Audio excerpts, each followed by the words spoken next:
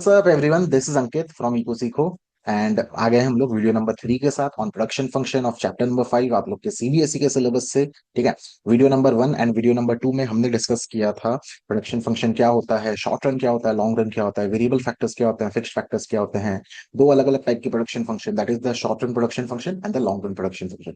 Video number 2 में हमने discuss किया था सबसे इंपॉर्टेंट लॉ के बारे में। हमने बात किया था लॉ ऑफ वेरिएबल प्रोपोर्शन के बारे में।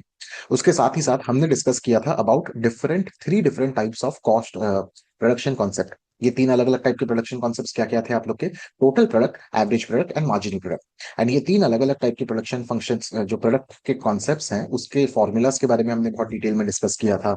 And law of variable proportions जो है आप लोग के लिए काफी इंपॉर्टेंट, जो कि शॉर्ट रन के कंटेक्स्ट में पढ़ा जाता है, उसको लेकर हमने डिस्कस किया था अबाउट द अजम्पशंस। हमने डिस्कस किया था सर उसके केस में ग्राफ कैसा दिखता है, उसका शेड्यूल कैसा है। ठीक है। एंड उस लॉ का स्टेटमेंट, ये सारा चीज हमने बहुत डिटेल में वीडियो नंबर 2 में डिस्कस किया। सो वीडियो नंबर 3 देखने से पहले at least video number 1 and video number 2 आप देख कर आइए। एंड स्टार्ट करते हैं वीडियो नंबर 3। ठीक है। सो इस वीडियो का ऑब्जेक्टिव क्या होने वाला है कि पिछले वाले वीडियो में जो आपको बताया गया था कि एक रैशनल प्रोड्यूसर कहाँ पे रहना चाहता है। ठीक है। पिछले वाले वीडियो में आप लोग को बोला गया था कि लॉ ऑफ वेरिएबल प्रोपोर्शन मेरे को यही बोलता है कि इनिशियली टोटल प्रोडक्ट जो है ये मेरा इंक्रीजिंग रेट में बढ़ता है। ठीक है। फिर फेज 2 में टोटल प्रोडक्ट मेरा डिमिनिशिंग रेट में बढ़ता है एंड फाइनली फेज 3 में टोटल प्रोडक्ट मेरा फॉल करता है। वहीं पर मार्जिनल प्रोडक्ट के बारे में हम लोग ये डिस्कस किए थे कि मार्जिनल प्रोडक्ट पहले हम लोग का इंक्रीज होता है, ये डिक्रीज करता है एंड फाइनली ये नेगेटिव होता है। ठीक है। सो एक रैशनल प्रोड्यूसर के बारे में अगर हम लोग बात करें, एक रैशनल प्रोड्यूसर से अगर पूछा जाए कि भैया आप कौन से स्टेज में रहना चाहते हो, तो रैशनल प्रोड्यूसर कहाँ पे रहना चाहेगा, ये आज के क्लास में हम लोग डिस्कस करेंगे। फिर हम लोग डिस्कस करेंगे कि अलग अलग फेजेस के पीछे का रीजन क्या है। फेज 1 में ऐसा क्या हो रहा है कि मार्जिनल प्रोडक्ट बढ़ रहा है, टोटल प्रोडक्ट इंक्रीजिंग रेट में है। एंड फेज 2 के रीजन एंड फेज 3 के रीजन। एंड फिर आपको बताया जाएगा अलग अलग टाइप के रिलेशनशिप्स के बारे में, लॉ ऑफ डिमिनिशिंग रिटर्न्स के बारे में। So yes, let's get started. ठीक है। तो सबसे पहला टॉपिक आज का इस वीडियो का, phase of operation. Phase of operation कि अगर एक रैशनल प्रोड्यूसर को ऑप्शन दिया जाए कि भैया फेज 1, फेज 2 और फेज 3, ये तीन अलग अलग फेजेस में से कहाँ रहना चाहोगे, तो एक रैशनल प्रोड्यूसर हमेशा हमेशा आंख बंद करके वो फेज 2 को ही चूज करेगा। ठीक है। वो फेज 1 और फेज 3 को चूज नहीं करेगा। उसके पीछे का रीजन क्या है? उसके पीछे का रीजन ये है कि फेज 1 में जब कभी भी वो अपना इनपुट को बढ़ा रहा है, अपने वेरिएबल फैक्टर्स को, और वो एम्प्लॉय कर रहा है, तो उसका जो टोटल प्रोडक्शन है ये बहुत तेजी से बढ़ रहा है। ठीक है। तो उसको इंसेंटिव दिख रहा है, उसको प्रॉफिट इंसेंटिव दिख रहा है, तो वो क्या करेगा, वो अपना इनपुट को बढ़ाते जाएगा, वो अपने लेबर को बढ़ाते जाएगा। मार्जिनल प्रोडक्ट का मतलब क्या होता है? एमपी का मतलब होता है कि एक एक्स्ट्रा लेबर को लगाने से कितना ज्यादा प्रोड्यूस कर रहे हो, वही होता है मार्जिनल प्रोडक्ट। ठीक है। सो फेज 1 में एक एक्स्ट्रा लेबर लगाने से मेरा आउटपुट बढ़ रहा है, एक और लेबर में इंप्लॉय किया, मेरा आउटपुट और तेजी से बढ़ा। तो मैं एक रैशनल प्रोड्यूसर हूं, मैं क्या करना चाहूंगा, मैं ज्यादा से ज्यादा लेबर्स को एम्प्लॉय करूंगा, और ये कर करके मैं आ जाऊंगा फेज 2 में। ठीक है। लेकिन फिर वहां पे अगर मैं सोचा कि एक और एक्स्ट्रा लेबर को एम्प्लॉय किया जाए, और ये प्रोसेस मैं अब भी कंटिन्यू रखता हूं, तो मैं पहुंच जाऊंगा फेज 3 में। फेज 3 में क्या हो रहा है? फेज 3 में एक एक्स्ट्रा लेबर को एम्प्लॉय अगर मैं करूंगा, यहाँ पे मेरा टोटल प्रोडक्ट बढ़ने की जगह क्या हो रहा है? टोटल प्रोडक्ट मेरा फॉल कर रहा है। और अगर ये सिनेरियो है जहां पे मेरा टोटल प्रोडक्ट फॉल कर रहा है, तो मैं फेज 3 में नहीं रहना चाहूंगा, क्योंकि फेज 3 में मेरा नुकसान हो जाएगा। फेज 1 में मेरे को इंसेंटिव दिखता है, फेज 3 में मेरा नुकसान हो जाता है। तो घूम फिर के मैं कौन से फेज में रहना चाहूंगा? मैं रहना चाहूंगा फेज 2 में। ठीक है। तो यही आपका रीजन है कि क्यों एक रैशनल प्रोड्यूसर फेज 2 में रहना चाहता है, बिकॉज फेज 1 में उसको दिखता है इंसेंटिव, और फेज 3 में उसका हो जाता है नुकसान। जब रैशनल प्रोड्यूसर हमेशा फेज 2 को चूज करेगा। इनफैक्ट इकोनॉमिक्स में हम लोग फेज 1 एंड फेज 3 को बोलते हैं फेजेस ऑफ इकोनॉमिक नॉनसेंस। सो एक रैशनल प्रोड्यूसर हमेशा फेज 2 में रहना चाहेगा। ठीक है। And phase 1 and phase 3, phase 1 and phase 3 को हम लोग बोलते हैं स्टेजेस ऑफ इकोनॉमिक नॉनसेंस। ठीक है। बिकॉज सेंस ही नहीं बनाता। नॉनसेंस का मतलब क्या होता है? सेंस ही नहीं बनाता। ठीक है। ये सब्जेक्ट रैशनैलिटी के बारे में, हम लोग एक रैशनल प्रोड्यूसर के बारे में बात कर रहे हैं। ठीक है। तो ये था इसके बारे में।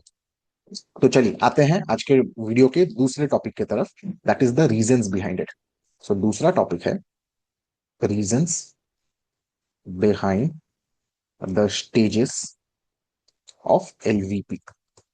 एलवीपी का फुल फॉर्म क्या है? Law of variable proportion. ठीक है। तो इसके रीजंस की तरफ आते हैं। सबसे पहला रीजन सबसे पहले वाले स्टेज की तरफ आते हैं, ठीक है। सबसे पहला वाला स्टेज क्या था आपका? Increasing returns to factor. जहां पे क्या हो रहा था, मार्जिनल प्रोडक्ट मेरा बढ़ रहा था। जहां पे क्या हो रहा था, टोटल प्रोडक्ट मेरा इंक्रीजिंग रेट में बढ़ रहा था। तो इसके पीछे के रीजंस क्या क्या है? सबसे पहला इसके पीछे का रीजन है better utilization of fixed factor. तो सोच के चलिए, इंक्रीजिंग रिटर्न्स, इनिशियली मेरे पास एक बहुत बड़ा जमीन है, ठीक है। जमीन मेरे लिए फिक्स्ड फैक्टर है। इनिशियली मेरे पास एक बहुत बड़ा जमीन है, लेकिन उसमें एक लेबर ही है मेरे पास। तो जब मैं एक और लेबर को वहां पे इंट्रोड्यूस करूंगा, तो क्या मैं अपने फिक्स्ड फैक्टर जो कि लैंड है इस वाले एग्जांपल में, उसको और बेटर वे में यूटिलाइज नहीं कर? यस, मैं उसको और बेटर वे में यूटिलाइज कर रहा हूँ। तो जब मैं अपने वेरिएबल फैक्टर को बढ़ाता हूँ, अपने बड़े वाले फिक्स्ड फैक्टर के साथ कंबाइन करता हूँ, तो मैं अपने फिक्स्ड फैक्टर को और बेटर वे में यूटिलाइज कर पाता हूँ, जिसके वजह से मेरा आउटपुट बहुत इंक्रीजिंग रेट में बढ़ता है, ठीक है। ये था हम लोग का सबसे पहला पॉइंट। दूसरा पॉइंट है increased efficiency of variable factor. ठीक है। तो जब मैं अपने वेरिएबल फैक्टर्स को इंक्रीज करता रहता हूँ, उसको अपने फिक्स्ड फैक्टर्स के साथ कंबाइन करता रहता हूँ, उसके वजह से क्या होता है कि मेरा जो वेरिएबल फैक्टर है, मैं उसको और बेटर वे में यूज कर पा रहा हूँ। सर कैसे आप उसको बेटर वे में यूज कर पा रहे हैं? क्योंकि मेरे पास कम ही फिक्स्ड वेरिएबल फैक्टर्स है, मेरे पास कम ही लेबर है। वेरिएबल फैक्टर मतलब आप लेबर समझ के चलिए, फिक्स्ड फैक्टर मतलब आप लैंड या फिर मशीन समझ के चलिए, ठीक है। तो जब कभी भी मैं अपने वेरिएबल फैक्टर को बढ़ाता हूँ और उसको अपने फिक्स्ड फैक्टर के साथ कंबाइन करता हूं, तो मैं अपने वेरिएबल फैक्टर को और एफिशिएंट मैनर में यूज कर पा रहा हूं। क्यों? क्योंकि दोनों के बीच में बहुत ज्यादा कोऑपरेशन है।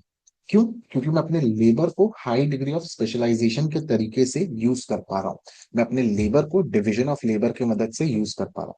सो that is the reason why there is a increased efficiency of variable factor, ठीक है। और तीसरा रीजन है बच्चा बेटी, इंडिविजिबिलिटी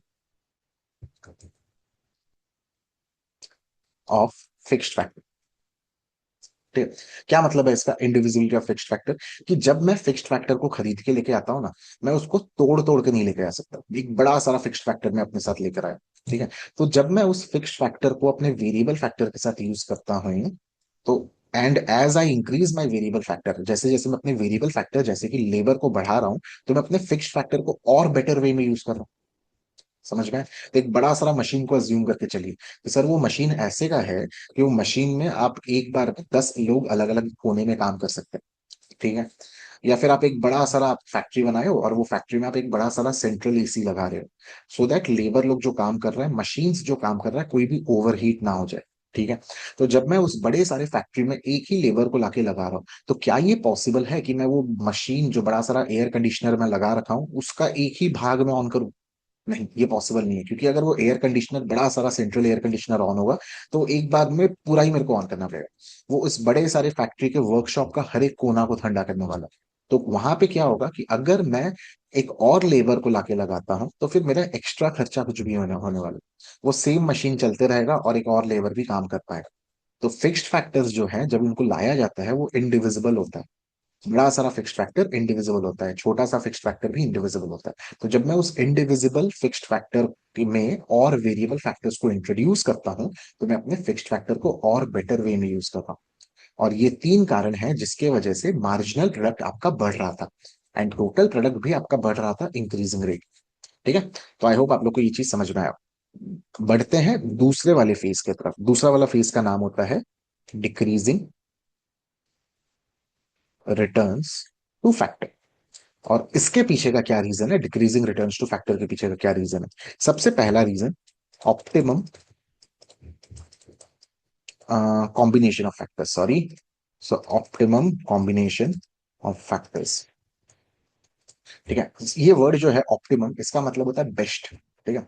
तो डिक्रीजिंग रिटर्न्स टू फैक्टर के पीछे का रीजन दिया गया है कि इतने सारे जो मेरे पास अलग अलग स्टेजेस है ना, ये जो आप, चलिए वापस से टेबल में आते हैं।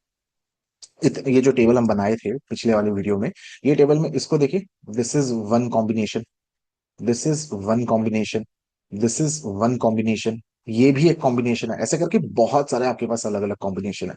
लेकिन ये सारे कॉम्बिनेशन में से सिर्फ एक ही कॉम्बिनेशन ऐसा है जो आपको सबसे बेस्ट आउटपुट बना के दे रहा है, ठीक है। और ये कॉम्बिनेशन को हम बोलते हैं ऑप्टिमम कॉम्बिनेशन।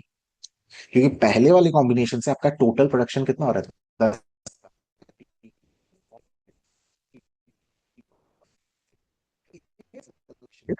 एक कॉम्बिनेशन ऐसा है जो आपको बेस्ट आउटपुट प्रोड्यूस करके दे रहा है, और उसी को हम ऑप्टिमम कॉम्बिनेशन बोलते हैं।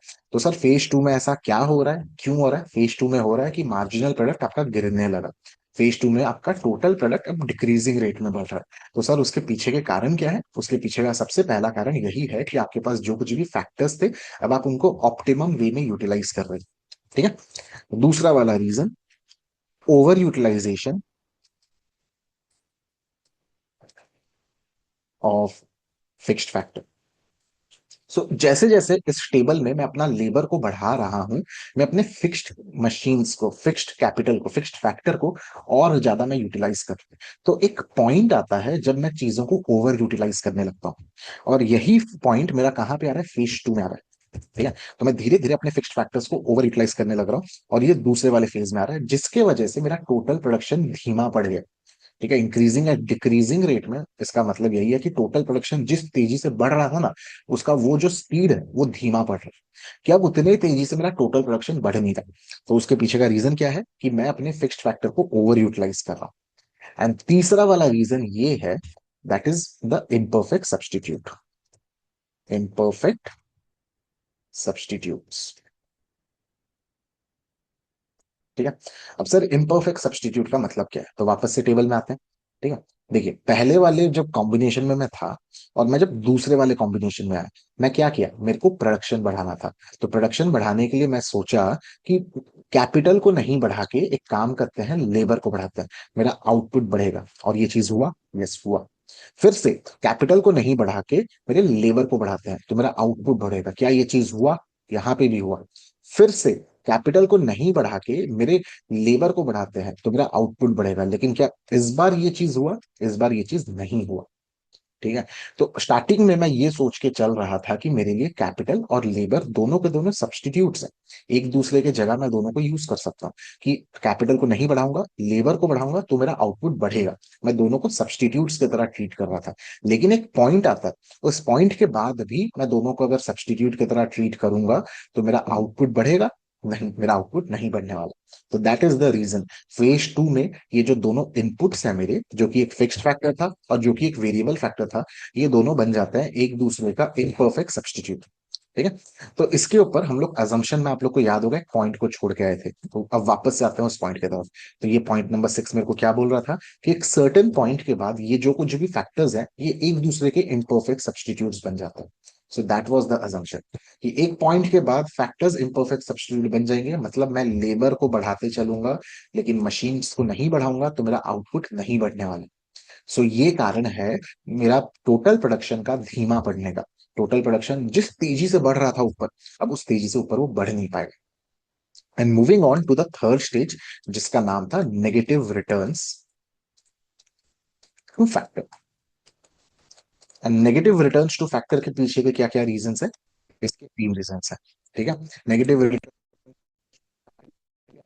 आपका टोटल एंड आपका मार्जिनल प्रोडक्ट नेगेटिव होने लग रहा है।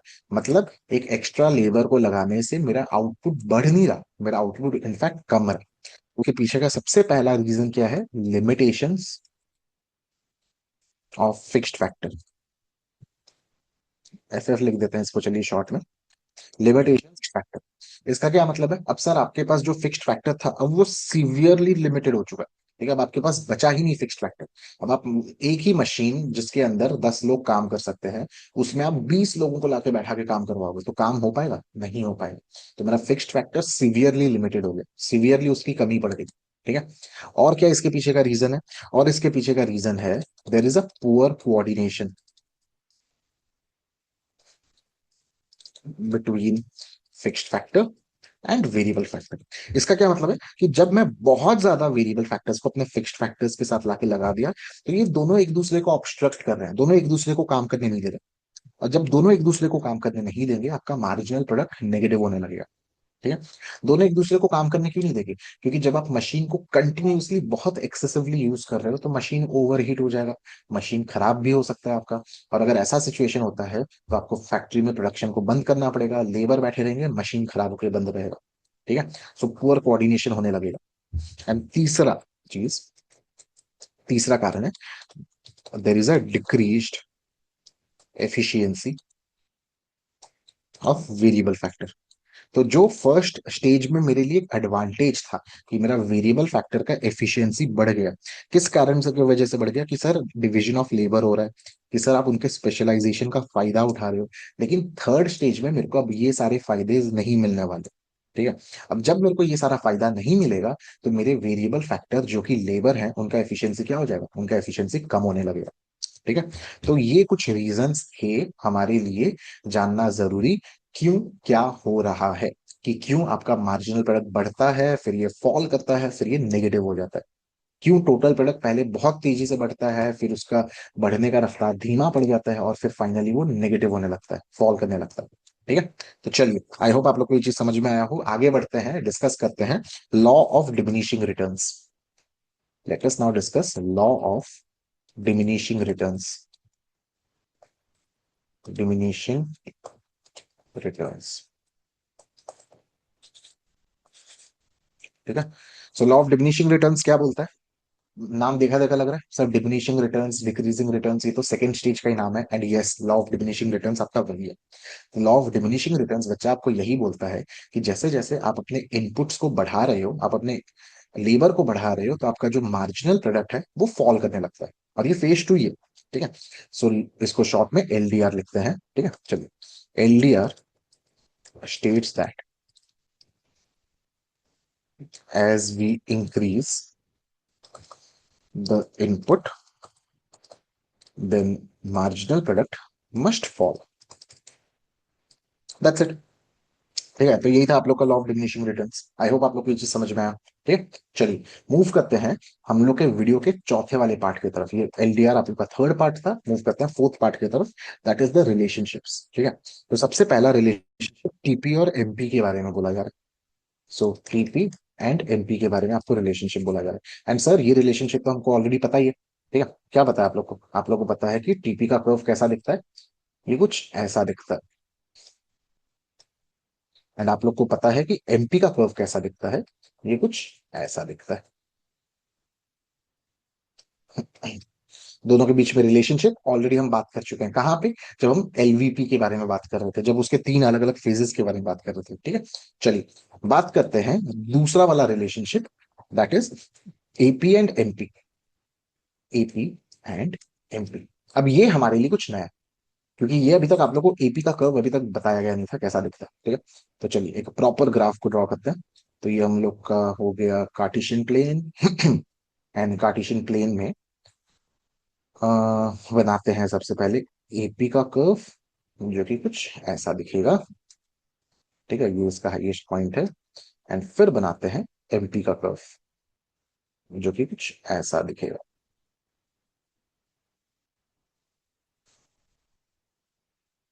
ठीक है। एक्स एक्सिस में आपका हमेशा वेरिएबल फैक्टर्स रहता है, वेरिएबल इनपुट्स रहते हैं। वाई एक्सिस में आपका वीपी, आप एपी लिख दीजिए, एमपी लिख दीजिए, कुछ भी लिख दीजिए। ठीक है। चलिए, तो देखते हैं यहाँ पे हम लोग को दिख क्या रहा है। यहाँ पे हम लोग को ये दिख रहा है, तीन ऑब्जर्वेशन दिख रहा है कि सर जब आपका एवरेज प्रोडक्ट राइज करता है, ठीक है, जो कि ये वाला फेज है, उस केस में मार्जिनल प्रोडक्ट उससे ज्यादा है। ठीक है। तो सबसे पहला observation, when AP is rising, MP is more than AP. Okay. फिर दूसरा चीज आप लोग को यहाँ पे दिखना चाहिए कि सर जब एवरेज प्रोडक्ट उसके मैक्सिमम पॉइंट पे होता है, उस पॉइंट पे marginal product is equals to AP. ठीक है। तो सेकेंड वाला, व्हेन एपी इज मैक्स, उस केस में क्या हो रहा है, MP is equals to AP.